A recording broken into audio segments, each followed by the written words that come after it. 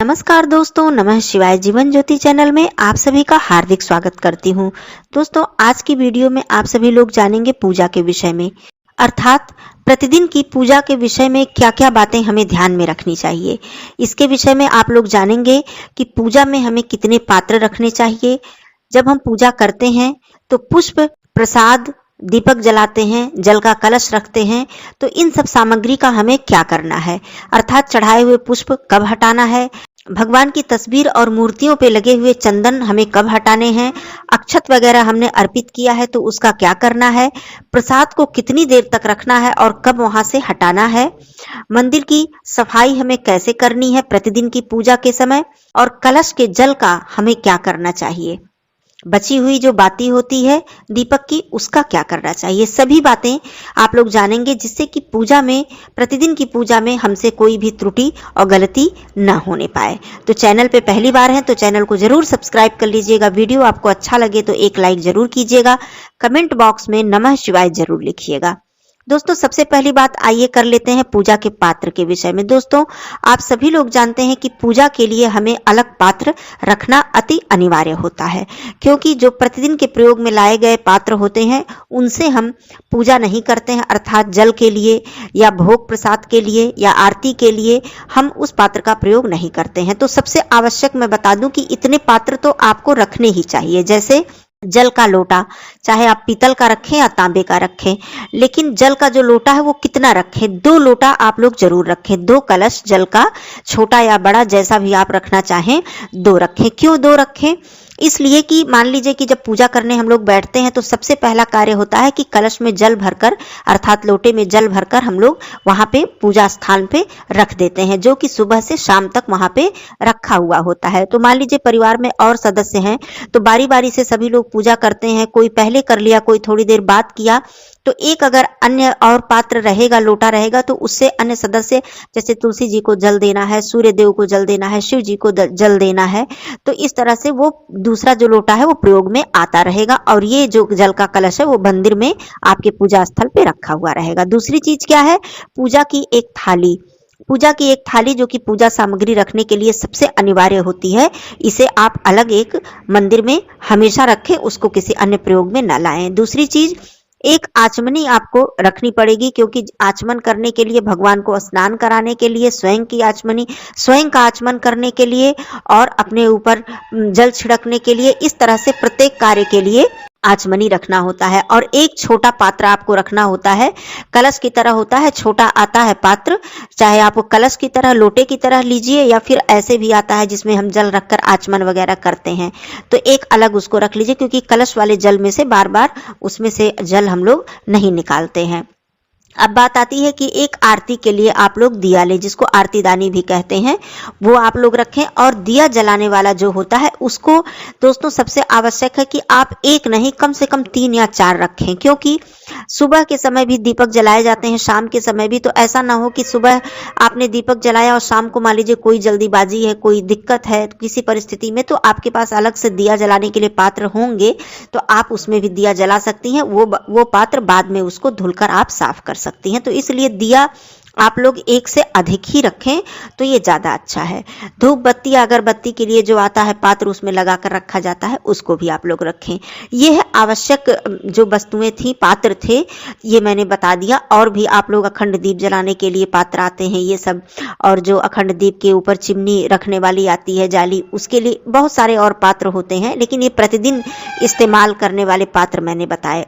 अब बात आती है कि जब आप पूजा करने बैठे तो प्रतिदिन की जो पूजा होती है, सुबह जल्दीबाजी भी होती है और हम लोग बहुत ज़्यादा समय पूजा में नहीं दे पाते हैं। तो आप लोग मंदिर, भगवान जी की मूर्तियों की सफाई कैसे करें? एक अलग कपड़ा या कोई वस्त्र, रुमाल आप लोग अलग रखें, उसको भिगाकर सारे जो तस्वीर होती हैं, भगवान की फोटो होती हैं, उनको पोंछ दें इस तरह से। और जो धातु की मूर्ति होती है उनको प्रतिदिन आप स्नान नहीं करा सकते हैं, तो उसी जो मैंने बताया, जल आप अलग रखें आचमनी से, सांकेतिक स्नान सभी भगवान जी को, सभी देवी देवताओं को आप जल से स्नान करा सकते हैं।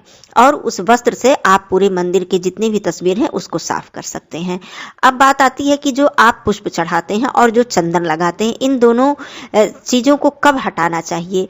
तो पहले मैं पुष्प की बात बता देती हूँ। जो भी भगवान जी को पुष्प सुबह अर्पित किए हुए होते हैं, संध्या के समय तक वो मुरझा जाते हैं। आप सभी लोग देखे हैं, जानते भी हैं। तो संध्या के समय जो पुष्प होते हैं उन्हें जब संध्या दीप आप लोग जलाते हैं घर में, तो उससे पहले हटा देना चाहिए, क्योंकि मंदिर में मुरझाए हुए पुष्प रखना ये अच्छा नहीं माना जाता है। तो आप संध्या के समय पुष्प हटा दें, उसके बाद घर में धूप दीप आप लोग कर सकते हैं। चंदन की जहां तक बात है, तो कोई ये आवश्यक नहीं है कि आप संध्या के समय चंदन न भी हटाएं। तो सुबह जब आप लोग पूजा करेंगे, मूर्ति की साफ सफाई करेंगे, भगवान जी के सारे तस्वीर की, तब आप चंदन हटा सकते हैं। इसमें कोई बहुत दोष नहीं है कि संध्या, लेकिन मुरझाए हुए जो फूल हैं इनमें दोष है, आप इन्हें मंदिर में पड़ा हुआ न रहने दें। चंदन आप संध्या के समय भी हटा सकते हैं और सुबह के समय भी हटा सकते हैं। अब अक्षत वगैरह यदि आपने अर्पित किया है तो उसका क्या करें? तो अक्षत वगैरह जो भी है वो मंदिर से अच्छी तरीके से हटाकर उसे आप पक्षियों को, चींटियों को डाल सकते हैं। इधर उधर कहीं ना फेंकें, ऐसी जगह कि जहां किसी का पैर पड़े या कोई गंदे स्थान पे उसे न रहने दें। प्रसाद की जहां तक बात आती है, प्रसाद भोग हम लोग प्रतिदिन अर्पित करते हैं भगवान जी को, तो उसे कब उठाना चाहिए? भोग प्रसाद के विषय में आप लोग जान लीजिए कि तुरंत भोग लगाकर तुरंत ही प्रसाद वहां से नहीं हटाना चाहिए। और ये भी बात है कि पूरे दिन तक भी वहां भोग प्रसाद पड़ा हुआ नहीं होना चाहिए। दोनों बातें अपनी जगह पर सही हैं। तो आपने भोग प्रसाद चढ़ा दिया, अर्पित कर दिया भगवान जी को, थोड़ी देर बाद, लगभग आधे घंटे बाद आप वहां से भोग प्रसाद हटाकर और सभी परिवार के लोगों को उसे ग्रहण करना चाहिए। ये नियम है भोग प्रसाद के विषय में। अब बात आती है कि जल का जो कलश होता है, जो कि सबसे अनिवार्य होता है, कि जल का जो कलश होता है उसमें जल भर के सुबह से जब संध्या के समय आप धूप दीप करते हैं तब उस जल का कलश हटाएं और वहां पर फिर एक छोटे पात्र में, कोई जरूरी नहीं है कि संध्या दीप के समय बहुत बड़े पात्र में आप जल रखें, छोटे पात्र में आप जल जरूर रखें, क्योंकि दीपक जब भी जलाया जाता है तो जल वहां पर गिराना अनिवार्य होता है। और एक जल का छोटा पात्र आप संध्या के समय भी अपने मंदिर में जरूर रखें। प्रतिदिन की पूजा की बात मैं कर रही हूं।